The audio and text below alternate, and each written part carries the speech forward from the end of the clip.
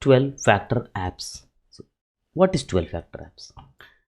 We are in a modernized world. We are using a cloud native applications. We are in a distributed architecture.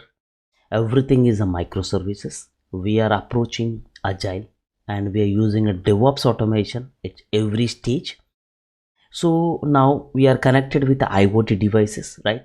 So basically the seamless integration, seamless deployments are happening, right? So in order to achieve the best practices, so basically as per the wiki, 12 factor app is a methodology for building a software as a service application. So what it means? So 12 factor apps is a methodology for building a software as a service or any cloud native application or any web application or any application. It does not belongs to any specific, but it can be applicable to the any application you build in a distributed world. That's one. Second, so these 12 factor apps are the 12 best practices for building what? Modernized cloud native scalable application architecture. So this is defined, this is the best practice to achieve a scalable architecture. And if you look at the from where it came, it's originally drafted by the Adam Wiggins from Heroku Cloud in 2011, which is around 11 years back. Basically they are adopted, they defined this 12 factor app principles, and they achieved a very good growth in their integrations and their deliverables. That's what we are discussing today. Now, so basically what it describes, 12 factor app describes basically a way of making a software, which is software as a service or any application, which is reliable and scalable and maintainable in a consistent and a predictable manner. So what it means is basically when you build a software by using any cloud or any tool or any technology, if you follow this 12 factor approach, then you will achieve a reliable software, and it is a scalable, anytime it can scale up, scale down, and it's a maintainable, good for the maintenance. You can maintain a history, you can maintain the logs, so there are many things, and in a consistent way. So you are releasing a multiple releases, v1, v2, v3, v4, right? Every day one release, or every month or every year release. So you can do this if you follow in a consistent manner, right? So for what? Why we are doing that? So basically in order to overcome the common or systematic problems that is raised in a development. Say when you are doing a application development or application deployment or application rollout or anything, you will face some of the common problem. Those are the systematic problems, I would say. So those problems will be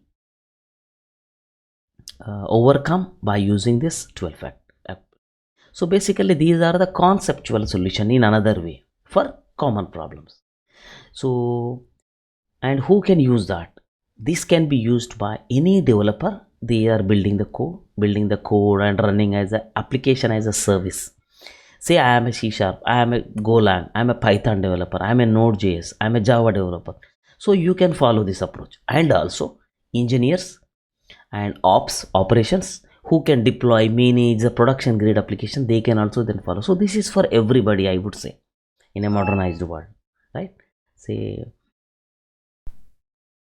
here, first one is a code base, second is a dependencies, third is a config, fourth is a baking services, fifth is build, release, run, sixth is process, 7 is a port binding, 8 is concurrency, 9th disposability, dev, production, parity, and logs, admin process, and API fast, telemetry, and 15.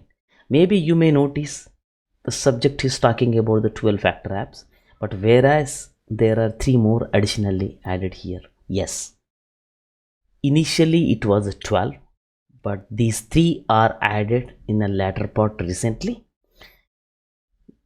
Why these 3 newly added? So these 3 newly added one for cloud native application in order to achieve a security aspect, which is cyber security aspect. So basically these 3 we will see one by one, but basically when you are designing a cloud native application, right, for scalable, so you need to follow various factors so that you can achieve various basically cloud native features like readiness, liveliness, health check, logging, service discovery, externalize, configuration, management, right, maintainability. So these are the factors you will achieve by using a various factors. That's what this everyone should aware. So let's look at the one by one. Is a what is cloud base, code base, sorry. So basically what it's saying is, if you look at the wiki, right, so here these are the 12 factor apps. Maybe you can go through that. So first one is, there should be only one cloud base for the service for many deployments. So what it's saying is, you maintain only one code base. So whenever you're developing any application, right, so you have to have a one code base, something like a Git repository, right? So basically you will maintain only one repository. Say my application is a one microservice. One microservice should have a one repository, and that has to be used for a multiple deployments, right? So if say you can say my application is a distributed application, I have hundreds of API. Yes, if it is a hundreds of APIs, every API is nothing but it's a one app. So if so means I have a 50 microservices, means 50 repository it should have. One API you will deploy multiple times, and QA UAT. What are the examples? GitHub is a one repository you can deploy in a multiple environment, right? So I have an application in a GitHub, say hello world, and I wanted to deploy in AWS, I want to deploy in Azure, I want to deploy in a Google Cloud, anywhere you can deploy. So but the thing is, your repository should be one. That's what it's saying. And how you will follow, how you achieve this? By using a master branch and release branch. So you will be defining a one master branch, right? This is a code base, and one master branch, and you will create a one release branch. From that release branch you will deploy it to the production. First you will deploy in a development one, then you will fix it, any issues, then development 2, then after that if it is everything good, then you will promote to the staging, and then if it is good, then you will deploy to the production. That's how you will be doing from a one code base, right? These are the two different examples, right? So for all the environment, only one code base. This is the best practice. Do not maintain a multiple repositories. That's what it's saying. If it is multiple, means one repository means one application, as simple as that. Second is the dependencies. So what are the dependencies? Say for example, I have a Node.js application, right? My Node.js application has some multiple dependencies, right? Or maybe I have a Golang application, it has a multiple dependencies. I have a Python application, multiple dependencies. All dependencies should be explicitly declared and isolate. What it means is, whenever you building an application, one microservice, all the dependencies should be declared explicitly. Means it should not be integrated tightly with the application. It should be manageable and configurable in a separate. That's what that isolate. So basically you are isolating all the dependencies and maintaining. So how it is, we'll see. What is advantage here when you are separating the dependencies? Basically segregation, so separation and concern, and loosely coupling. So what it's, let's see. So whenever you have a Node.js application, you have a there is a project.json file in Node.js, and Bluebird, config, event, express. So these are the dependencies to run this application called dummy, right? And if you have a more dependencies, you will add. Say my application will work express 4.13.4. Yes, you can define. If you want to upgrade to express 14.14, just change the version. That's it. Your code is completely dependencies free, and your dependencies are explicitly declared, and this can be maintained as a code. You can maintain in the repo, right? And in the Python there is a requirement.txt. Whatever the Python application is requires a library, say request, which is a common. So request 2.4 is the latest version, so you can mention like that, right? In the C#, in the .NET world, there is a project file where you have an XML tag where you can define in Java also web.xml. So there are many every application has every different way of specifying a dependency. The point is here is you isolate the dependencies, right? That's what the, so you, it is easy to build a Docker image or any of the it's easy for the build stage. So first is the code, second is dependencies, right? So basically if you declare here, these are the, we are going this. So third one is a configuration. So what is configuration? Store the configs in the environment. What it means is, as we see in the first slide, dev, UAT, production, these are our environment. Dev, UAT, QA, pre-production, UAT, staging, right? Pre-production 1, 2, something like that. You have a multiple environment, right? Say whenever you define a container, whenever you define a microservice, whenever you define a modernized application, right? You need to have some environment variable differ from environment to environment, right? So how you will define? You cannot say, for example, SQL Server or MySQL container. You cannot use the same password for a production and UAT, right? So how you will maintain, right? And you have a cache, you have any URLs, right? You cannot use the same URL for UAT and production and dev. That's what they're saying. Say for example, if you define a container and you have a, that means this principle is saying you have to have basically expose as an environment variable, and those environment variable can be used in each and every environment, and also it should have some default value. Say if I don't specify MySQL port, what should happen? It should take a default port, right? Basically here 3306, it's a one port, right? And you have a Redis, there is a different port. So basically every application you define, you should have a environment variable, which is the best practice in order to leverage the containerized world, or in order to leverage any modernized deployment, right? So that's the best practice. So something like that you define, so that this environment variable can be used and for every environment, right? So I think, I hope it's clear. Now fourth one is the backing service. So basically backing services, what exactly backing services? So whenever you have a one UI, user interface, and it should have a backend service.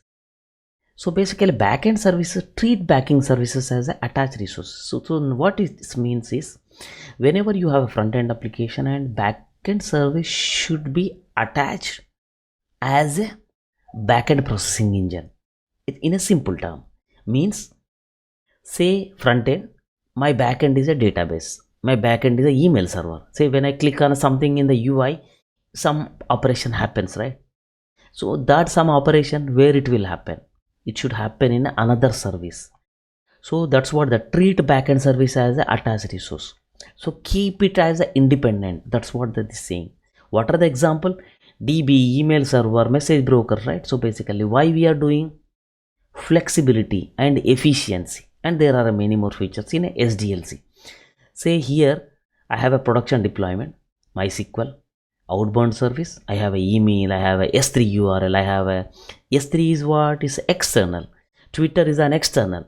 So that means all the backing services may be internal or may be external. That's what they're saying. And what are the example? Microservices one will be having a multiple microservices as a attached resources. So these are the loosely coupled, and you are just attaching this, right? There is no hard tight coupling. That's what it's saying. Fifth one, build, release, run, right? So whenever you are building any application, right, you are in a agile or you are in any of the practice, right? So basically here you have to have, once the code base is taken, environment variable, right, and once the configuration, everything is there, in order to deploy into the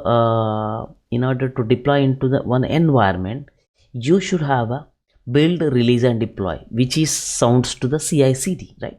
Basically whenever you are in automation CI/CD world, you need to build the source code, and whatever the build artifacts you should maintain in a somewhere. That's what this principle is saying.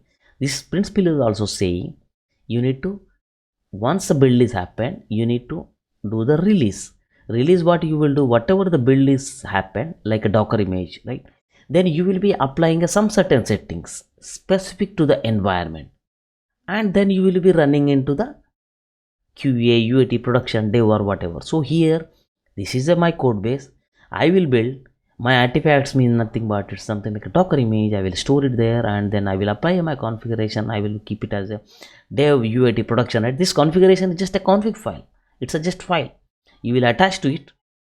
Say in a Kubernetes world, yes, you will be defining a YAML file, right? So, and then you will define a UAT production or something like that. Then if you are using a Helm, then Helm values file will be different, something like that, right? Then you will deploy. That's what it's saying. Say here is another visual example. So basically Podman container, right? Here in the release phase, you will be applying a configuration and then deploying in a Kubernetes. That's what so this practice will, you can think for Kubernetes or anything, right? That's what the fifth one. Sixth one is a process. What it's saying is application should be deployed as a one or more stateless process. So basically this whole point is saying is you deploy the applications as a stateless process. So what is the benefit of the stateless with compared to the stateful?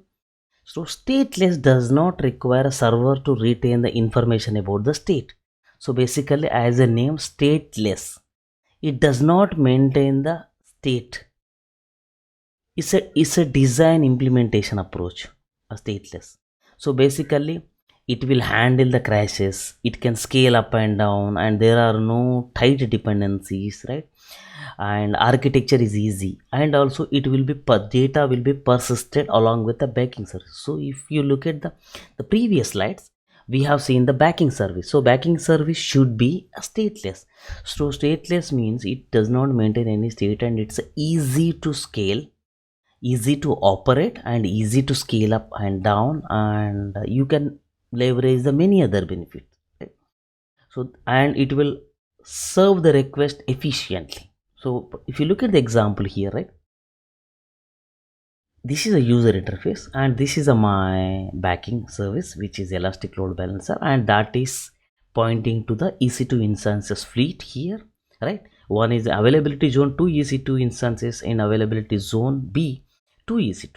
So these two are the stateless. So these EC2 instances will be created on the fly based on the traffic. If the traffic goes high, then these T instances will increase up and down. How? By using a launch template. So in the template, you will define this kind of a EC2 instance I want to launch. That's it. So it's a stateless, and it can handle a crash. Say for example, these two instances crash, then immediately another two instances will create. So there is no state is maintained by the previous two, right? These are the differences here, right? So that's what so stateless is the main point is. So let's go to the seventh one. Seventh one is a port binding. So what is a port binding? Export services via port binding. So what it means is whenever you are in a modernized application you are building, so every service, every container or any application you define in the distributed architecture, it must expose a port. So it should be in identifiable in the network. So in the network, how you identify? By using a one port, right? So you deploy the services by using it runs on a specific port. So that within the network you can identify, right? And that's what for service discovery. So for service discovery point of view, it's a very reliable and easy to manage. So how it is basically, what is the main objective is here to expose a service or process in the network. Say in my Kubernetes cluster, there are some services are running, right? So each service, each microservice is exposes on one particular port, right? And it DNS will be different. Say HTTP is 80, HTTP is 443, Redis is on 6379, MySQL on 3306, MongoDB on 27017, right? So these are the each and every applications or these exposes on this particular. Say if you define one particular custom application, hello world on 3001, maybe 3002 or any port. So its point is you need to export services via port binding, right? Docker image, in the Docker image specification you can specify, right? That way you can leverage, right? Here if you look at here, my in Kubernetes services, service 1, service 2, service 3, this service is exposed on 80.3306.80, right? So something like that, every application should be a port binding so that it can be leveraged for the hub and spoke model, right? Hub and spoke model means by using ingress controller here. Yeah, next is the concurrency. So basically what is a concurrency? So if you look at the concurrency, so the concurrency principle is saying scale out via process model. So scale out via process model is what? Means concurrent requests. So here concurrent means at a time your traffic will be increased in higher rather than individual. So in that case you need to have a scale up and scale down, right? So means here concurrency principle is saying in case of the concurrency, your system is capable to scale go up and go down to achieve the concurrent handling. That's what this principle is saying. And what are the advantages?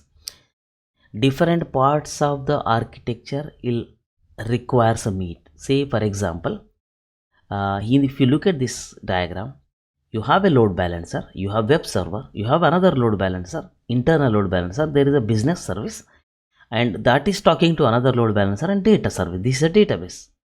Say my web server traffic is high, but whereas business traffic service is normal, and this one is traffic is high.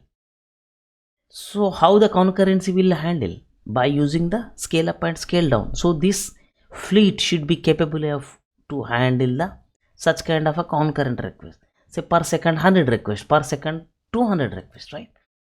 See, if you look at the another example, here the concurrency is a 1 because 3 different services handling only 1. But here whereas my service is capable to handle the concurrency, and means maybe there is another way is in the same service it will have a multiple threads where Java, C#, any application can run on a multiple thread in Golang subroutine. So this can handle a multiple requests. Here concurrency is 80%, right? So by comparing with the non-concurrent is a 1. So this way you can handle the efficiency. So you can achieve the throughput is higher. So you can achieve the latency is bigger. So all these 3 requests will be served at a time, right? And one container. That's what its principle is talking. So concurrence. And the 9th one is the disposability. What is the disposability? Your application, in case of any disposability, should support a graceful shutdown. In case of startup, it should support a fast startup. What it means is, say your EC2 instance is wanted to start, or your container wanted to start, your application wanted to start. Then you perform a housekeeping task. Say if I wanted to start my application, some web server need to be configured, or my web server to be started every time in the right. So such kind of a startup. Say any container starting, you need to do the some basic stuff to start, or dependency starting or configuration, right? Say my application is using a Redis, and before you making up my application, I need to make sure my Redis is up and running, then only I can store or maybe read from a Redis. So something like such kind of housekeeping. And also before shutting down, say I have a one load balancer, and under that 3 EC2 instances, and one EC2 instance is going like a getting terminated, but still there is a traffic. What it will do? Ensure all the connections, the service will traffic will be served, network resources are terminated, then it will be shut down. That's what it's called as a graceful shutdown. Maybe you can Google it. So your application before starting and ending, it should have some housekeeping or graceful shutdown. Say if you look at the you will specifying a launch template and load balancer with a graceful shutdown. Say if you look at the AWS or GCP, EC2 instances support a graceful shutdown, right? So you need to configure the graceful shutdown. Or in the pod, in your container, you should have such kind of a logic or RabbitMQ This is also one of the basically distributed messaging message queuing, which will support a graceful shutdown. So any broker or anything is getting shutting down means the basically it will serve the complete traffic and gracefully shutdowns. That's what right here. How the its flow. Basically there is a get request and readiness check will be tested, and if it readiness not okay, and then it will process until the readiness is okay, and then it will exit, and then it will kill, something like that it will happen, right? And this is another example in the Kubernetes, right? Graceful shutdown. Say you say delete pod and that pod is running. How you are suddenly you're saying I want to delete the pod, then it will observe, then kubelet will send a sick term, right? And container will do the graceful shutdown and return code 0. This is how the process will happen. So since it support a graceful shutdown, that's what the your application. And the 10th one is a dev production parity. So what is this parity? It's equalness. What it means is keep the development. So in the modernized development, as we discussed, dev, QA, staging, pre-production, production, these environments should be as similar as possible. There should not be any difference between development and staging with respect to the what you deploy and what are the configuration, right? In fact your application should be same, right? Keep the environments are same. Say for example, if there is an error in production happening, means it should be there in the staging as well. It should not be like the error is not there in the staging but production is there. Should not be like that. So your environment should be as equal, right? So how you will achieve? You will be using the same infrastructure as a code for both the environment, and also you will use the same registry for the Docker. If you're deploying a Docker container, means you will be deploying the same Docker image, right, as a container in all the environment, right? That's what the say I have a v1 is released, v2 also will follow the same build, release, run process. When I follow this process, basically my v1 v2 will be stored in my centralized repository. That's what they're saying. See here, Jenkins is my CI/CD. Then I will be releasing a 001, and that one will store in the Docker hub registry, and v2 also will use store there, and you will be deploying through the Docker Compose or whatever, Kubernetes or whatever, right? So basically wherever you deploy, you will be deploying from a centralized, so as equal as possible. That's what they say. So next one is a logs. What is a logs? So basically treat the logs as an event stream. Send data in streams for all consumers and clients. See, in our distributed environment, we have a lot of logs, right?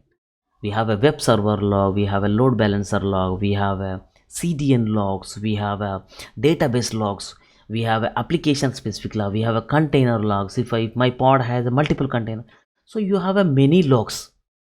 So you need to send these logs as a event streams. Why we need to send? Say for example, if my pod is die, say my pod is die and those logs are gone, then new pod is created, right, in the stateless architecture. So I wanted to see in the previous day before dying this pod or before buying this new web server, what is the error logs. You won't be able to find out, right? Say I am a consumer, I need a logs from service 1, I need logs from the service B, and another service C require another component. So basically here I have a multiple 50 plus microservices, and one consumer need error, one consumer need events, one consumer need a completed event. So how they will achieve? They have to stream the logs and send it to the respective downstream systems. Then those can be monitored centralized, right? So whenever application goes terminated, then logs still will be available. I have a logs from last 10 years.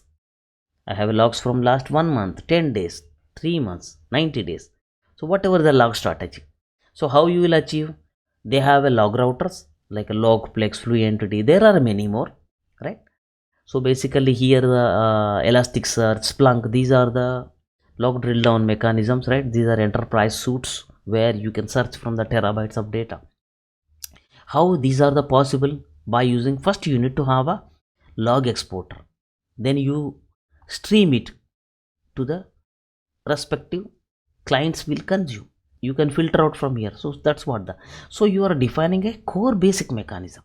See, here you have a logger which is Logplex or free entity, and you have a certain events, and you will be just sending to a message broker and respective client, say operations interested in a production, right? And whereas a UAT developers is interested in the errors, and some of the monitoring team requires, they focus on the events only, how it's possible. If you stream it, then only it's possible. That's what the S logs. Second is, the last one is admin process. What is this admin process? So basically you need to run admin or management task as a one-off process. So what it means is, when you are in a distributed environment, right, so you have a various services, and out of the all the microservices, there will be a few services which basically does the administrative process. So those admin process should be as a one-off process. There should be a one admin component in your design that should basically should be kept in a service means that component should follow all the 11 approaches so far we learned, and it should be packaged with the application. What it means is, basically whenever you in that way, say I wanted to run a one-time scripts, then I need not to worry about the application to run manually before releasing the build. So like whatever the administrative task should be in a one-off process, right, in your release. Say I have 50 plus microservices, I am releasing a 40 microservices, I want to configure in the some 10 to 20 microservices with a something that needs to be automated. How you will do? Just do it as a one-off process, as a one-time automated script. That's what this is saying, as an admin process, right? You can check the more on this documentation, but the base idea is this one. So use a built-in tool to execute the run. So there are various tools you can leverage and achieve with that, right? Say in the example here, there is a data seeder, right, and I have a code base, and I have orders and data seeders and artifact registry and my Jenkins, and I will do the release, and the release I will apply the configuration as well. So here basically data seeder is the main admin application.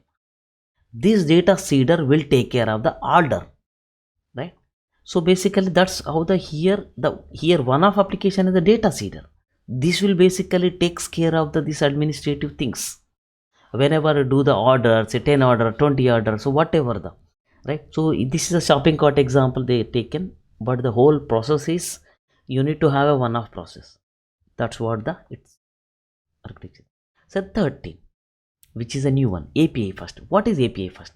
So basically there is the API first is again one of the design approach. Basically what you will be doing is, here in the cloud native microservices or distributed environment, you need to design and expose as a REST API endpoint. What is REST? REST representational state transfer, and follow the REST API best practices, like you need to expose as a get, put, post, delete, patch, right, for various operations, and maintain the stateless, maintain a session, maintain a cookies, right, maintain a cache, maintain a authentication, authorization, and the request payload, response payload, what kind of a payload it will accept, and API naming standard, API search capabilities, API security, API arguments.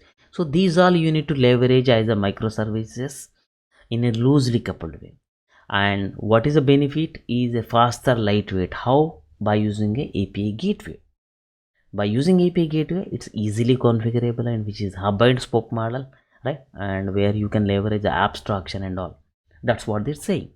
So API design first, API first design approach is saying these are the, so design. So you will be designing as a basically here iterative. Basically you will be build, release, deploy, and get the feedback and do. So everything is possible through the API. If any one API got a problem, then you can redeploy that patch, right? This is what the API first. right? The API designer, and there is open API specification. So your API should follow the some open API specification document. There are certain standards where you need to follow, right? And this is what so when you are deploying a cloud or any other teams, right? So maybe throughout the internet or maybe through the intranet or whatever the traffic. So now the second is the telemetry. So what is the telemetry? So when you are running 100,000s of microservices, container will log basically disk usage, memory, IO, database IO, latency, performance. So there are a lot many things to monitor, right? So how you will do monitoring? So there is a way to monitor is first you need to, as a previous slide, you need to event stream the logs, etc. Also you need to use a telemetry data platform for what? Maintain scale. Say today my logs are say 10 GB, tomorrow is 100 GB, next day terabytes. How? So you need to basically maintain, scale it, self-healing, and also you need to have a proper notification, maybe alerts for the end users and operations. So these are the telemetry. Basically it's basically the telemetry data platform you need to leverage to achieve that. So and once you have this telemetry data, you can do the analytics, how my application is performing in the last 1 year, 2021, how my application is performed in the last 1 year, how many errors, how the performance, what was the traffic during the my Deepavali, what was the traffic during the new year, what was the traffic during the holidays, winter, something like that you can achieve, right? So by using AI ML mechanisms, right? And what are the examples? The CloudWatch, G Cloud Operation, Datadog. So there are many are available. By using that you can average. So these are the FluentD, Kafka. So there are many more available in the market. Honeycomb, Stackdriver, right? Vector Plus, Google BigQuery is analytics on the logs, right? Amazon Kinesis, PubSub, Kafka. So there are many. You can define a data pipelines to leverage all these things. So it's a big topic basically. The whereas high levelly is wherever your distributed application, this is the what the telemetry you need to follow. This is a basic fundamental approach, right? We are not digging into. Now security, authentication, authorization, which is the most important one and which is the last one.